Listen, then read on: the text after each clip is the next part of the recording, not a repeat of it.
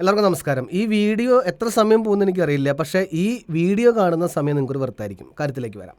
2 ദിവസം മുന്നേ ഒരാൾ എന്നെ വിളിച്ചിട്ട് പറഞ്ഞു, ഒരു ഗായകനാണ്, ഒരു പ്രശസ്തനായിട്ടുള്ള ഗായകനാണ്. അദ്ദേഹം വിളിച്ചിട്ട് പറഞ്ഞു, പിന്നെ ഞാൻ ഇപ്പോൾ ഫേസ്ബുക്കിലൊക്കെ ഇടുന്ന പാട്ടുകൾക്ക് കോപ്പിറൈറ്റ് വരുന്നുണ്ട്, അതെന്താ അങ്ങനെ എന്ന് ചോദിച്ചു. അപ്പോൾ ഞാൻ ചോദിച്ചു, ആ പാട്ടുകളൊക്കെ ആരുടേതാണ്? അതങ്ങനെ പല ആളുകളുടെ പാട്ടുകൾ, രവീന്ദ്ര മാഷ് ചെയ്ത പാട്ടുകളുണ്ട്, അങ്ങനെ പല പല ആളുകൾ ചെയ്ത, രാജാ സാർ ചെയ്ത പാട്ടുകൾ, പല ആളുകൾ ചെയ്ത പാട്ടുകൾ. അപ്പോൾ അതിൽ നിങ്ങളുടെ റൈറ്റ്സ് എന്താണ്? നിങ്ങൾക്കത് പാടി ഇടാനുള്ള റൈറ്റ്സ് എന്താണ്? അല്ല, ഞാനത് പാടിയിടുന്നു, വരുമാനം വരുന്നുണ്ടോ? ആ, വരുമാനം വരാനായിട്ടുണ്ട്. ഓക്കെ. അപ്പോൾ ഞാൻ പറഞ്ഞു, നിങ്ങളിപ്പോൾ ഒരു സ്റ്റേജിൽ പോയാൽ എത്ര പേയ്മെൻറ്റ് വാങ്ങിക്കുന്നു? അപ്പോൾ ചിലപ്പോൾ ഒരു 10 വാങ്ങിക്കും, 15 വാങ്ങിക്കും. അപ്പോൾ ഈ പൈസ വാങ്ങിച്ചുകൊണ്ട് നിങ്ങൾ ചെയ്യുന്നത് എന്താണ്? വേറെ ആളുകളുടെ അവരുടെ ജീവിതാനുഭവങ്ങൾ, അങ്ങനെ അവരുടെ ജീവിതവുമായിട്ട് ബന്ധപ്പെട്ട അവരുണ്ടാക്കി വെച്ച കണ്ടൻറ്റ് നിങ്ങൾ പാടുന്നു, ആളുകളെ രസിപ്പിക്കുന്നു, അതിൻ്റെ പൈസ വാങ്ങുന്നു.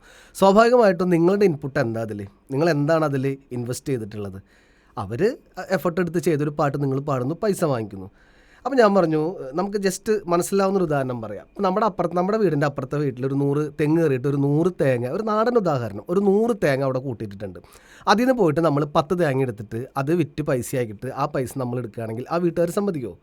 അതുപോലെ തന്നെയല്ലേ കലാകാരന്മാർ? എൻ്റെ വിശ്വാസം അങ്ങനെയാണ്, അങ്ങനെ തന്നെയാണ്. കാരണം ഇപ്പോൾ നമുക്കറിയാം, ഈ ചാനലിലൊക്കെ ഈ റിയാലിറ്റി ഷോയിൽ സിനിമാ പാട്ടുകൾ പാടുന്നത്, ആ ചാനലുകാരൊക്കെ കൃത്യമായിട്ട് ആർക്കാണോ ആ പാട്ടിൻ്റെ റൈറ്റ്സ് ഉള്ളത് അവരുടെ കയ്യിൽ നിന്ന് റൈറ്റ്സ് വാങ്ങിച്ചുകൊണ്ടാണ് അവരത് ചെയ്യുന്നത്. ഈ ഗാനമേളയ്ക്ക് പാടുന്ന ആളുകൾ, ഇവരൊക്കെ ഈ പാടി 5 ലക്ഷം 10 ലക്ഷം ഒക്കെ വാങ്ങിക്കുന്ന ഒരുപാട് ഗായകരുണ്ട്.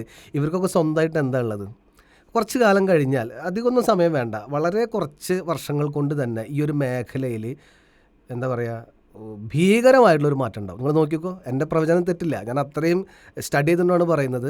ഇൻഡിപെൻഡൻറ്റ് മ്യൂസിക് എന്ന് പറയുന്നൊരു കൾച്ചർ, സ്വന്തമായിട്ട് ഗായകന് അവൻ്റേതായിട്ട് അവന് സ്വന്തമായിട്ട് ഉണ്ടാക്കാൻ കഴിവില്ലെങ്കിൽ അത് ഉണ്ടാക്കി അവൻ്റെ പേരിലാക്കി വെച്ചാൽ മാത്രമേ അടുത്തൊരു സ്റ്റെപ്പ് ഗായകനായാലും പെർഫോമർക്കായാലും മുന്നോട്ട് പോകാൻ പറ്റൂ. കാരണം സ്വന്തം കണ്ടൻറ്റ് ഇല്ലാതെ, സ്വന്തമായിട്ട് അധ്വാനിക്കാതെ ഇനി മറ്റുള്ളവരുടെ പാട്ടെടുത്ത് പാടി അതിൽ നിന്ന് പൈസ ഉണ്ടാക്കാമെന്ന് വിചാരിക്കുന്ന വ്യാമോഹമാണ്. അത് തെറ്റാണത്.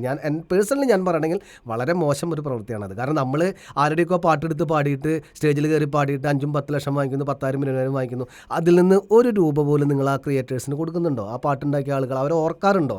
ആലോചിച്ച് നോക്കിയേ. ഈ പാട്ട് പാടിയിട്ട് വരുമാനം വരുന്ന ആളുകൾ ഈ പാട്ടുണ്ടാക്കിയ ആളുടെ വേദന അറിയാറുണ്ടോ? അല്ലെങ്കിൽ അവരുടെ അവസ്ഥ എന്താണെന്ന് അറിയാറുണ്ടോ? ചിന്തിച്ചിട്ടുണ്ട് എപ്പോഴെങ്കിലും? അപ്പോൾ എപ്പോഴും നമ്മൾ മനസ്സിലാക്കേണ്ടത്, ഇനി ഈ IPRS പോലെയുള്ള നിയമങ്ങളൊക്കെ സ്ട്രോങ് ആകുമ്പോൾ, കോപ്പിറൈറ്റും IPRS ഒക്കെ സ്ട്രോങ് ആകുമ്പോൾ, ഈ ഇൻ്റലക്ച്വൽ പ്രോപ്പർട്ടി എന്ന് പറയുന്ന ഒരു സംഭവം, ഇപ്പോൾ ഇന്ത്യൻ പെർഫോമിംഗ് റൈറ്റ്സ് സൊസൈറ്റി എന്ന് പറഞ്ഞൊരു സൊസൈറ്റി തന്നെയുണ്ട്, എഴുത്തുകാർക്കും ഗായകർക്കൊക്കെ അവരുടെ കണ്ടൻറ്റുകൾ റൈറ്റ്സ് എടുക്കാനായിട്ട്. അപ്പോൾ ഇത്തരം സാധ്യതകൾ ഉള്ള സമയത്ത് സ്വതന്ത്രമായിട്ട് സംഗീതത്തിന് അത്രത്തോളം സാധ്യതയുണ്ട്. ഇപ്പോൾ ഷൈൻ ട്യൂൺസ് നിലനിൽക്കുന്നത് തന്നെ സ്വതന്ത്ര സംഗീതം എന്ന് പറയുന്ന ആശയത്തിലാണ്. ഒരു 1-2 വർഷം കൊണ്ടൊക്കെ ഷൈൻ ട്യൂൺസ് എന്ന് പറയുന്നൊരു വലിയ പ്രസ്ഥാനമായിട്ട് മാറുകയും അതിലൂടെ ഒരുപാട് ആളുകൾക്ക്, പാട്ടുകൾ ഇറക്കാൻ സാധിക്കാത്ത ആളുകൾക്ക് ഒരുപാട് ഹിറ്റ് പാട്ടുകൾ ഉണ്ടാവും. അവരുടെ സ്വതന്ത്രമായിട്ട് നിലനിൽക്കുന്ന ഹിറ്റ് പാട്ടുകൾ ഉറപ്പായിട്ടുണ്ടാവും. കാരണം ഇത് ആളുകളിലേക്ക് എത്തി നല്ല കണ്ടൻ്റ് ആണെങ്കിൽ തീർച്ചയായിട്ടും ആളുകൾ ഏറ്റെടുക്കും. അപ്പോൾ പാടുന്നവർ മനസ്സിലാക്കുക, ഇത് ഉപയോഗിക്കുന്നവർ മനസ്സിലാക്കുക, മറ്റൊരാളുടെ സാധനമാണ് നമ്മൾ ഉപയോഗിക്കുന്നത്. അത് തെറ്റാണ് ശരിക്കും. ഒന്നുകിൽ അവരെ വേണ്ട രീതിയിൽ മാനിക്കണം. ആ മാനിക്കാനുള്ളൊരു മനസ്സ് പ്രത്യേകിച്ച് ഗായകന്മാർക്ക് വേണം എന്നുള്ളതാണ് എനിക്കിതിൽ പറയാനുള്ളത്.